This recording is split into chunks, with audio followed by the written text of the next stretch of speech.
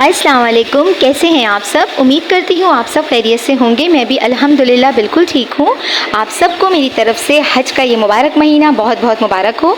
अल्लाह ताला उन तमाम लोगों के हज को अपनी बारगाह रहमत में कबूल फरमाए जो इस वक्त माशाल्लाह हज की सादतें हासिल कर रहे हैं, और हम देखने वालों को, सुनने वालों को भी हज और उम्रा की सादत नसीब फरमाए और हमारी तमाम जायज़ मुरादों को अपनी बारगाह रहमत में कबूल फरमाए। आमीन अल्लाहुम्मा आमीन। इस अच्छी सी बात के साथ, इस प्यारी सी दुआ के साथ करती हूँ अपनी आज की रेसिपी का आगाज़ में। तो आज मेरे किचन में क्या बन रहा है और कैसे बन रहा है ये जानने के लिए आ जाइए मेरे किचन में मेरे साथ। बिस्मिल्लाहिर्रहमानिर्रहीम के साथ करती हूँ मैं अपनी रेसिपी का आगाज़। मैंने कढ़ाई को प्री हीटेड कर लिया था, उसमें मैंने हाफ़ कप डाल लिया है तेल का। अब मैंने डाल दिया है ज़ीरा और राई दाना। ये बहुत ही मज़े की, बहुत ही जल्दी से तैयार होने वाली रेसिपी है। ये है शिमला मिर्च और आलू की रेसिपी। गर्मियों के दिन हैं, बिल्कुल भी दिल नहीं चाहता कि बहुत हैवी चीज़ें खाएँ, ख़ास तौर पे दोपहर में। और बच्चों का एक बहुत ही मुश्किल टास्क होता है कि उनको सब्जियां खिलाएं।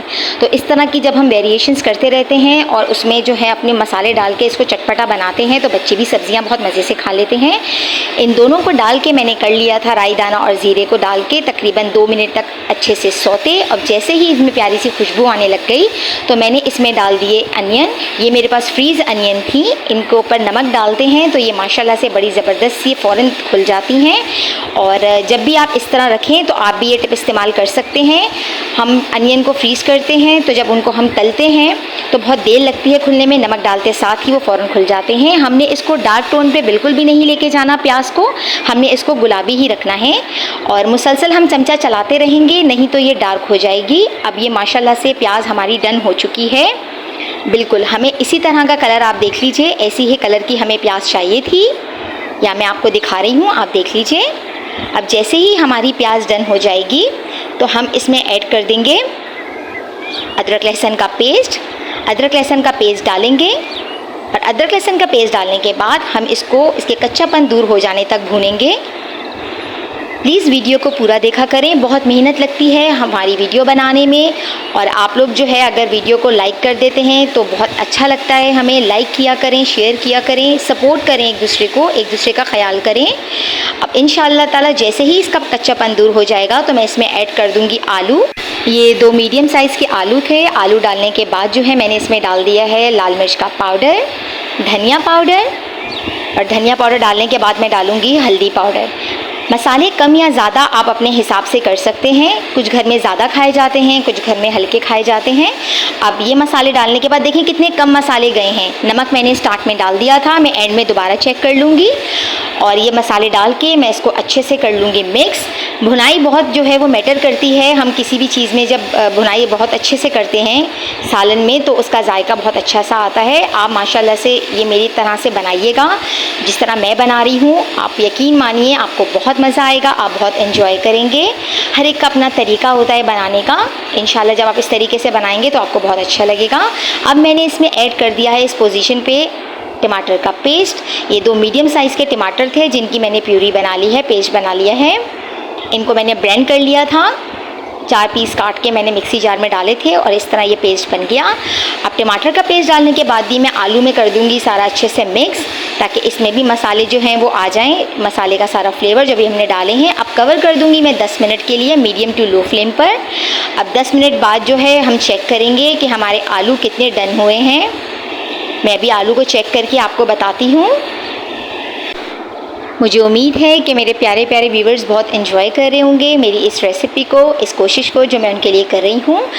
ये देखिए मैं चेक कर रही हूँ कि आलू डन हुए हैं। अब बस थोड़ी सी कसर रह गई है आलू को होने में, इसलिए मैं इनको 5 मिनट के लिए दोबारा कवर कर दूँगी।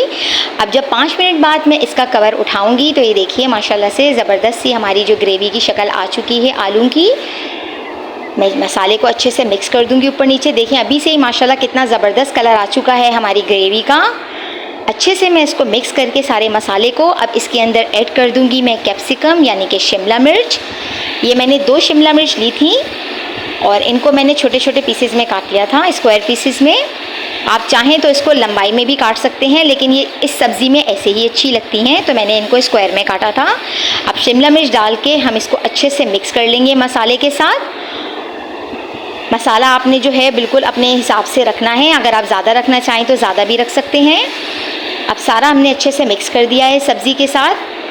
सारे मसाले को शिमला मिर्च के साथ अच्छे से मिक्स हो चुके हैं। अब इसके अंदर मैंने डाल दिया है कसूरी मेथी। ये मैंने रोस्ट करके डाली थी, इससे बहुत ही मज़े का फ्लेवर आ जाएगा हमारी सब्ज़ी में। यूँ समझें कि 4 चांद लग जाएंगे हमारी सब्ज़ी के जायके में। हाथ के हाथ जो है आप इसको रोस्ट किया करें तो बहुत ही ज़बरदस्त सा जो है वो फ्लेवर आता है।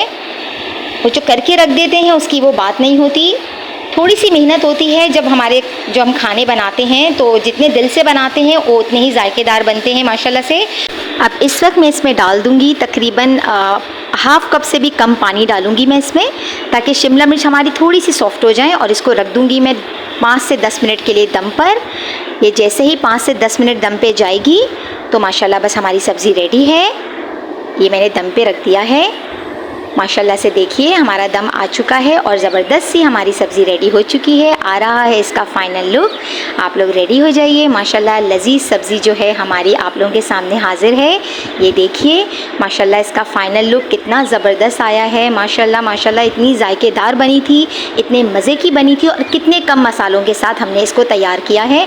आप देखिए माशाल्लाह शिमला मिर्च भी ज़रा सी भी नरम नहीं लग रही हैं, बिल्कुल डल नहीं लग रही। बहुत खूबसूरत कलर आया है शिमला मिर्च का भी और हमारे सालन का भी। आप इसको ज़ीरा राइस के साथ भी ट्राई कर सकते हैं, बॉयल राइस के साथ भी कर सकते हैं और चपातियों के साथ भी कर सकते हैं।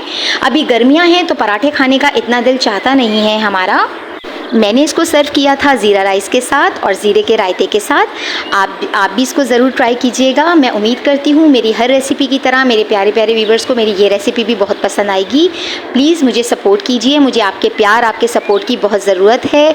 लाइक कीजिए, सब्सक्राइब कीजिए मेरे चैनल को और फॉलो कीजिए मुझे इंस्टाग्राम और फेसबुक पे। वहाँ भी मुझे आपके साथ आपके प्यार की ज़रूरत है। अब मैं जाती हूँ, मुझे रखना है आपने अपनी दुआओं में याद। आप लोग रहते हैं मेरी दुआओं में शामिल। फिर हाजिर होगी आपकी बहन एक मज़ेदार और क्विक रेसिपी के साथ। तब तक के लिए अपना बहुत ख्याल रखिएगा। अल्लाह हाफ़िज़।